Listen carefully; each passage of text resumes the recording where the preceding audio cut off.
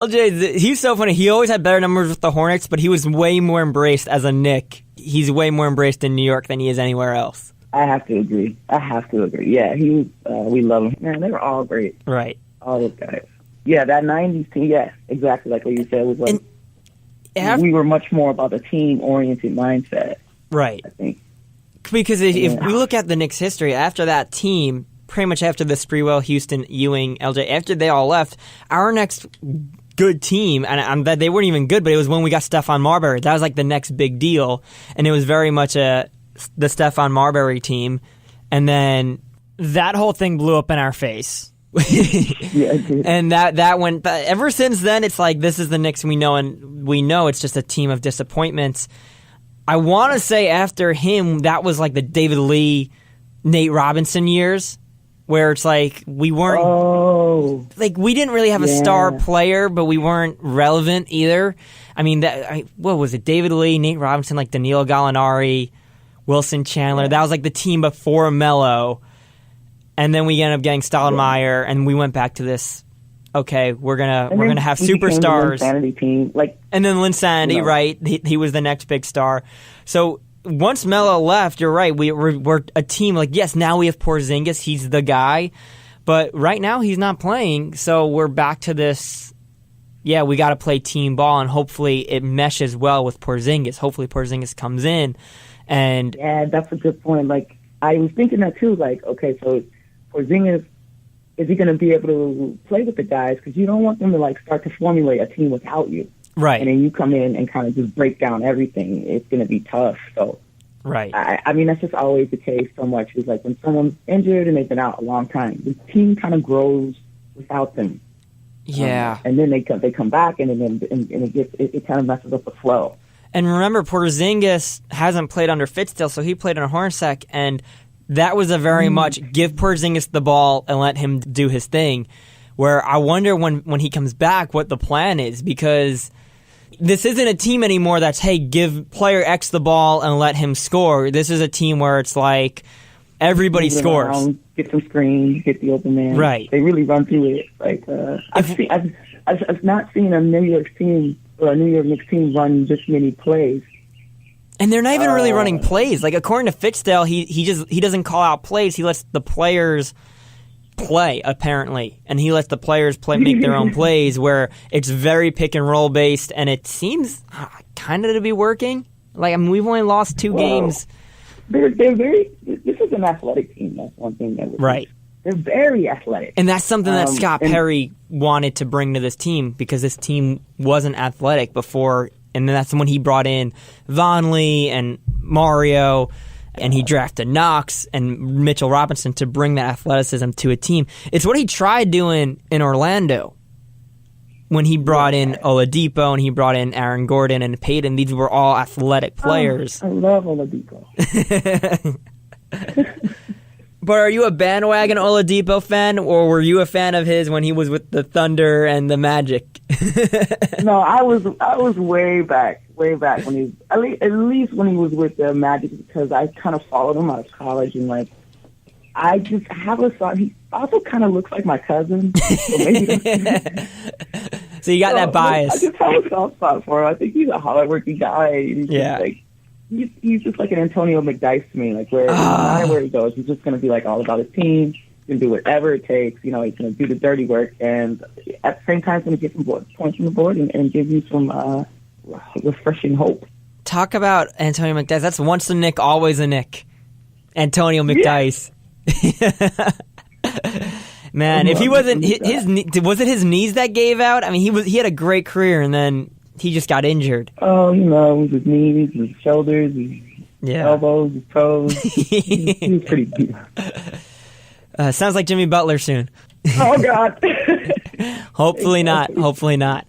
So going back to the original question, your thoughts before seeing them play this year was all about their culture. They're going to go back to playing team ball. Now you've seen them play the Hawks, the Nets, the Celtics. What are your thoughts about the team now? Well, one thing that's surprising me with is the amount of scoring they're doing. Right. I didn't expect these numbers to be put up, I guess, especially the first game. Right. That was a bit shocking, but I mean, also the points that they're letting go, in a sense, as well. But to me, right now, you hit the nail on the head when you said, I don't think they're going to be a winning team, but they're certainly going to be every team will run for the money, and I see that it's going to be exciting. Like, that excitement, that even these close games, while I don't so much agree that they have to be a learning experience, they're going to be more of a confidence booster. Because you're talking about brand new teams coming up on teams like mega houses like Boston, and, losing by like 1 or 2 or like even 4, but like really scaring these big guys, and that's going to boost them up. Right. I hope, anyway. Yeah. Yeah. They were not good from the free throw line. They got these little tweaks and like these little things that make all the difference. And you think about that, you can fix your free throw amount, and then you're winning.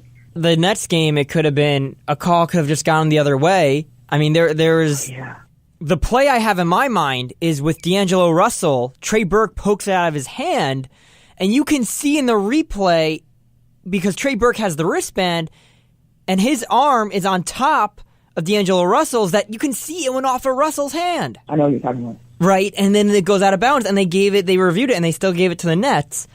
And they end up missing the shot, but that would have given the Knicks more time on the clock. It would have given them the last shot, as opposed to, it would have given them one more possession. So it's things like that where, like, it could have gone the other way. And then the foul on Canton. There's always those things. Right. But like that game was weird to me. I don't know. Which game was weird to you? The Knicks game, the Nets game, or the Celtics game? The Nets. The Nets, yeah. So after the Celtics game was impressive because Knox went out the first, right? First quarter. There's this thing in the world of bikes which you should probably know now, but it's called slime. Right. And you put it in your tube so that if anything punctures the tube, the slime kind of congeals over it to protect the puncture. Okay. I kind of feel like that's what the team was doing. It was like, oh, no more Knox, we'll take care of it, and like congeal. Like made a. They kind of didn't let that hole stop them. And they did the same kind of thing against the Hawks when Mitchell Robinson played a 1 minute and then he tweaked his ankle, and it was then Noah Vonleh stepped up. And I think that's going to be a theme throughout the entire season. If someone goes down, the next guy off the bench isn't that much worse than the guy who's coming out. Yeah, and that's just slamming right over like. And talking about, Knox, he had some big shots against the Nets too. Some big 3-pointers. Big. It still surprises me when he makes them, because in my head I'm like, oh, he's a rookie. He's not supposed to make these big shots, and he made like 3 of them. That's the same stuff that's playing in my head too, and I'm like, here he goes again. Just okay, I see you. All right, I see you out there. How impressed are you with Knox so far, or are you impressed, or are you just kind of like, he's an okay player? No, I mean, I'm not like shocked because I've kind of watched him for a while. I am impressed because it's not easy. He's so young too, like yeah. And it takes a certain bravado to come out here and just even shoot those shots. I always have to remember when he was in college, he was like the 4th best player on his team. So he was pretty much a spot-up 3-point shooter. And watching him now, I forget that because he does so much ISO and so much driving and cutting that when he is open for 3, I feel like he's kind of back into, this is my role in college. I'm going to drain the shot. And I kind of forget about that. And, if you look at his stat lines, it's not like they're crazy impressive. It's not like he's got all these rebounds or assists or steals or blocks or anything. But the way he plays with that stoicness shows no emotion. He's got this swagger. Like, yeah, I'm here to play, and I'm going to play better than you. He reminds me, Kevin Knox reminds me of, a little bit of like a Tayshaun Prince. Yes. Kind of. I was quiet, but not even like a quiet threat, but when he turns on, boom. Right. Like, what? And he just can't be stopped. It's just, and he's but he's so young. It's what's creeping me out. It's like, wow. It's... He's like 19 or 20, I think. I think he's 19. I think Frank is 20, 19 or 20. Yeah. And I think Mitchell Robinson's like 20 as well. They all 3 are on the court for a minute in game 1, and it was beautiful. Ron Baker was like the oldest player on the team on the court at that time with like 24. It was a beautiful thing. 24, right? Yeah. I'm like, it makes me, as a 27-year-old, it makes me be like, man, what did I do in my life? Like, how did it go wrong? Like, we got 19-year-olds on the court. Growing up, dude. I'm like, all right, I'm not tall. Right. That's where I went wrong. But but you know what's funny about your Tayshaun Prince? Last week on the podcast, I kind of said Frank reminded me of Tayshaun Prince because we're kind of in this. Like, I think Frank is the perfect glue guy, defensive guy, and he reminds me of Tayshaun Prince in that way where Prince wasn't the all-star on that team, but he was a very important glue and a very important defensive player. And you need a player, especially at small forward, who can play defense because you need a guy who's going to be able to stop the LeBrons, the Durants, the Greek Freaks, or at least tire them out. The Kawhi Leonards, and you need a good defensive guy who's 6'6" to 6'8" who can do that. And that's what Frank reminds me of. Yeah, because you're right, because the footwork on that guy, people they always see the offensive side of the game, but he's got defensive footwork. Yeah. One thing about having fresh led team or young team is when we really figure out, especially Robinson, when you learn how to set a screen, when we really figure out how to play defense on these guys at the higher level, it's going to be kind of insane because they have a better chance of being able to still have the legs at the end, right? More so than the other teams. You don't want to run out like when we had Tyson Chandler. Love the guy, but he couldn't do much. Once he was playing defense for a quarter, the guy was he was tired. He's done. This is another reason why I love having you on the podcast is because you played D1 basketball, so you see things that the average person wouldn't see, like defensive footwork. No one talks about his footwork. They just talk about, his long arms, he gets into the passing lane. But they don't talk about how well he gets around screens and things like that. Yeah, no. Watch his feet on defense. It's because I kind of went in when I went into Michigan State, I was walking on, so I kind of didn't understand, anything of the nature. So I was like, well, I'm just going to do all the dirty work, the hard work that always gets coaches' attention, which is why I think I ended up getting a scholarship. But it's in the feet. Your arms can't really go anywhere if your feet aren't there. Exactly. Your feet, it's your whole body. It's moving. I got long arms too, but I mean, if my feet are going to stay back here, or if I'm getting caught behind the screen, I'm either going to foul or not get there in time. Right. And Frank, everyone talks about, he needs to be more aggressive, he needs to score more points, but this is a team that looks like we don't need another scorer. Hardaway, Cantor, Alonzo, Mario, they all can score. We just need that defensive guy. Who cares if he needs to be more aggressive? If he can hit open shots, that's all that matters. And he drains almost all of his mid-range shots. Once he gets open off that pick and roll, that mid-range jumper is money. And again, it comes down to what's he, creating for the other players on the defensive side. Right. I really feel like he's the only one out there who's playing actual hard D. Especially on the outside, behind the arc. A lot of guys don't go out there. They don't. I don't know, it's a no man zone or something. And you're taught as a kid from the half court line to the top of the arc, the 3-point arc. That's no man's land. You shouldn't be guarding out there. But now we're in a world where you got guys like Steph Curry who's just hoisting it up from so far out that someone like Frank who can guard a little bit closer up into that no man's land and then still have that quick footwork to get back and stay in front of your guy. That's incredibly important.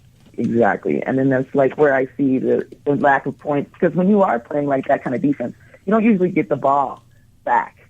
You get the ball and you put it out there and you got your guy hopefully, breaking away on it after cutting. And, hopefully he's getting it. Or, someone else is bringing it down, slowing it down and setting it up. It's something to be. I'm not certain, if he'll develop a lot offensively, but I really think he was necessary for this team to have any kind of hope to go on to play it, like you said, the LeBrons, the Durants. Right. And someone's got to be able to stop these guys. I mean, he's had moments where, against the Nets, I think he had 7 points and came, I think, in the third quarter. He had a nice little runner. I mean, he's shown flashes of it, but I feel like it's not much different than last year. You're right. He doesn't need to have a bigger role in offense, especially when Porzingis comes back. As long as Frank makes his shots when he's open and doesn't turn the ball over, I think we're solid because he'll help us out defensively. And as long as we got guys like KP and Hardaway, Cantor, I mean, Mario, Knox. I mean, we got enough scorers on the team. Yeah, we got enough scorers, yeah. So we certainly made up for that last week.